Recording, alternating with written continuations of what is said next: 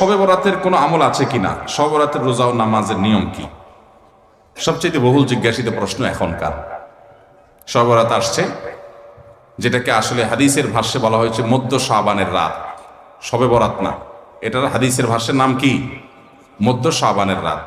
এই মধ্য শাবানের রাত বা মধ্য শাবানের রজনী, এই রাতে যেটাকে আমরা শবে বরাত বলি, এই রাতে নামাজের নিয়ম কি? কয় রাকাত পড়তে হবে, কোন রাকাতে কোন সূরা কতবার পড়তে হবে, এটা বহুল জিজ্ঞাসিত একটা প্রশ্ন। এবং এ ব্যাপারে আমরা অনেকে জানি যে শবে বরাতের নামাজে এত রাকাত পড়তে হবে, সেখানে সূরা কুল হুয়াল্লাহ, ইখলাস এতবার পড়তে হবে, ইত্যাদি ইত্যাদি।